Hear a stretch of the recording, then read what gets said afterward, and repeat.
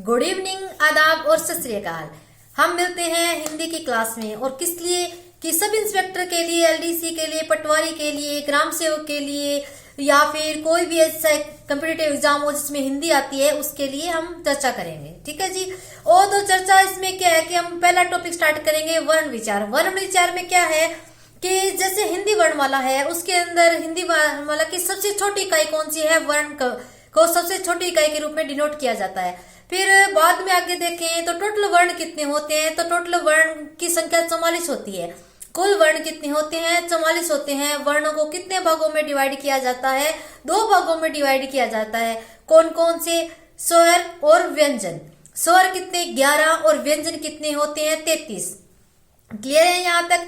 स्वर कितने, 11 और व्यंजन कितने होते हैं, 33। उसके बाद नेक्स्ट में अपने आगे बढ़ते हैं तो ऐसे बोला जाता है कि हिंदी भाषा की सबसे छोटी इकाई कौन सी है।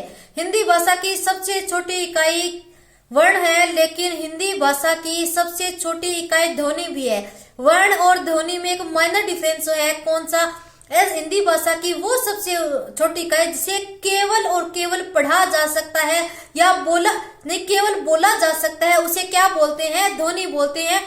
लेकिन हिंदी भाषा की ऐसी इकाई जिसे बोला और लिखा पढ़ा दोनों जा सकता है उसे वर्ण कहते हैं। ठीक है, यहाँ तक क्लियर है। हिंदी भाषा का सबसे छोटा शब्द मतलब कोई भी जिसका हिंदी भाषा का ऐसा वर्ण जिसका अर्थ निकलता हो वो क्या होता है, शब्द कहलाता है। क्या होता है,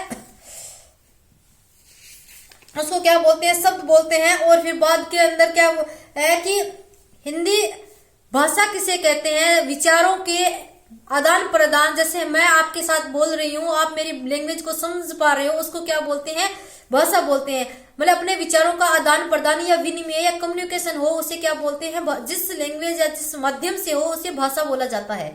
ठीक है जी। फिर बाद में लिपि उसको कहते हैं जिसके अंदर किसी भी शब्द, वाक्य या फिर को लिखने का जो ढंग या तरीका होता है उसे लिपि बोलते हैं। हिंदी भाषा की लिपि कौन सी है, देवनागरी है। हिंदी भाषा या संस्कृत दोनों की भाषा की लिपि कौन सी है, देवनागरिक है। और जो पंजाबी है उसकी गुरुमुखी है। क्लियर है यहाँ तक। फिर बाद में अपने चलते हैं वर्णमाला। वर्णमाला कितनी है, तो वर्णमाला टोटल है 44। 44 के अंदर स्वर 11 और वर्ण, स्वर 11 और जो व्यंजन होते हैं वो हो गए 33। ठीक है, जो स्वर तो 11 हो गए लेकिन मात्रा पूछ रहे तो मात्रा कौन कितनी होती है, 10 होती है। निम्न में से किसमें मात्रा नहीं होती है, तो जो ए अनार है उसमें कोई भी मात्रा नहीं होती है। जो ए अनार है उसमें कोई भी मात्रा नहीं होती है। क्लियर है यहाँ तक। फिर बाद में जैसे स्वर कौन कौन से होते हैं, तो ए अनार, आ आम, ई इमली, ई ईंक, उ उल्लू, उ उन, ए एड, उ उन के बाद री ऋषि, फिर ए एडी, आई एनक, ओ औरत, ओ औंकली। ठीक है, यहाँ तक क्लियर है। टोटल के टोटल 11 हैं, याद रखना। फिर बाद के अंदर चलते हैं अपने स्वर व्यंजन के अंदर। व्यंजन जो स्वर है उन्हीं में एक बार डिवाइड कर ले तो 3 भागों में डिवाइड किया जाता है। कौन सा, मूल स्वर, दीर्घ स्वर और प्लुत स्वर। मूल स्वर, दीर्घ स्वर और प्लुत स्वर। मूल स्वर कौन कौन से होते हैं, जैसे ए अनार हो गया, जिनमें जो जैसे के जैसे वैसा ही आ जाए, उनमें कोई परिवर्तन ना आए, वो मूल होते हैं। मतलब जिसमें कोई परिवर्तन ना आए, वो डायरेक्टली जैसे हैं वैसे ही हो, तो क्या है वो मूल अपने मतलब वास्तविक रूप में है। ठीक है, तो जैसे ए अनार हो गया, फिर बाद छोटी ई मतलब छोटी ई होगी, बड़ा ऊ हो गया, छोटा ऊ हो गया, और फिर बाद में री ऋषि होगी। ये 4 जो वर्ण है वो किस में आते हैं, मूल स्वर में आते हैं। ठीक है, फिर बाद में अगर आपने नेक्स्ट आगे की तरफ बढ़े तो दीर्घ स्वर। दीर्घ मतलब टोटल अपने 11 थे, 11 में से 4 घटाए, कितने बच गए, 7 बच गए। तो 7 बच गए। कौन कौन सी, आ आम, बड़ी ई, बड़ा ऊ, फिर ए एडी, आई एनक, ओ औरत और ओ औंकली। कितने हो गए, 7 के 7। फिर अपने थर्ड नंबर पे चलते हैं प्लुत स्वर। प्लुत स्वर कितना, 1 होता है। मतलब जो त्रिमात्रिक स्वर हो जिसमें बोलने में, उच्चारण करने में दोनों में से ही अधिक टाइम लगे। दोनों के कौन सा, जो लघु स्वर और दीर्घ स्वर है उन दोनों से ही अधिक मात्रा में टाइम लगे, या तो उसे क्या बोलते हैं, प्लुत स्वर बोलते हैं। एक ही उदाहरण अभी तक दिमाग पढ़ा है, ये संस्कृत से लिया गया है, डायरेक्ट हिंदी का वर्ड नहीं है। कौन सा है, ओम। ठीक है जी, यहाँ तक क्लियर है। एक बार जो जितना बोला उतना 2 मिनट मतलब रिपीट करती हूँ। क्या, सबसे पहले अपने पढ़ा क्या होता है वर्ण। वर्ण हिंदी भाषा की सबसे छोटी इकाई है। सबसे छोटी इकाई, तो सबसे छोटी इकाई और भी है, कौन सी? ध्वनि। ध्वनि और वर्ण में क्या अंतर है? ध्वनि को सिर्फ बोला जा सकता है, जो वर्ण है उसे बोला और लिखा दोनों जा सकता है। ठीक है जी, यहाँ तक क्लियर। फिर बाद में अपनों ने पढ़ा क्या?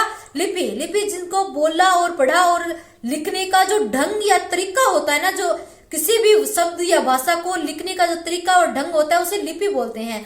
ठीक है, फिर बाद में आ गया, उसके बाद में आगे नेक्स्ट पर आके बढ़े तो भाषा, जैसे बोलने चालने के, जो अपने किसी के एक दूसरे के, जैसे मैं आपके साथ बात कर रही हूँ, कम्युनिकेशन, विचारों का आदान प्रदान करने का विनिमय, जो तरीका विनिमय किया जाता है उसे क्या बोलते हैं? भाषा बोलते हैं। ठीक है जी, फिर अपने लिपि होगी, भाषा हो गया, ध्वनि हो गया, वर्ण हो गया। उसके बाद जो वर्ण है टोटल कितने हैं? 44 है। कितने भागों में डिवाइड किया था? 2 भागों में डिवाइड किया था। क्लियर है यहाँ तक? 2 भागों में डिवाइड करने के बाद में उसको स्वर कितने? 11, व्यंजन कितने? 33। स्वर के कितने पार्ट? 3 पार्ट पढ़े हैं अपनों ने। ठीक है, कौन कौन से? मूल स्वर, मूल स्वर को लघु स्वर बोलते हैं। कितने पढ़े? 4 पढ़े। फिर बाद में अपनों ने पढ़ा सेकंड नंबर, सेकंड में क्या पढ़ा? दीर्घ स्वर। दीर्घ स्वर को क्या बोलते हैं? दीर्घ स्वर को बोलते हैं अपने जो अधिक टाइम लगे, संख्या में कितने हैं? 7 हैं। फिर अपनों ने पढ़ा प्लुत स्वर। प्लुत स्वर कितना? एक ही है, त्रिमात्रिक है, मतलब संस्कृत से लिया गया एक ही उदाहरण है इसका। ठीक है, थैंक यू फॉर वॉचिंग। देखने के लिए धन्यवाद। लाइक सब्सक्राइब जरूर करना। मैं फेसबुक पर लाइव क्लास लेती हूँ, वहां अच्छी रीच आ रही है। सब इंस्पेक्टर की पूर्णतः तैयारी करवाती हूँ।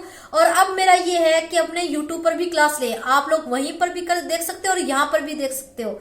और अपना जो व्यू कमेंट जरूर लिखना कि आप लोगों को क्लास कैसी लगी। सब्सक्राइब करना और फॉलो करना। ठीक है।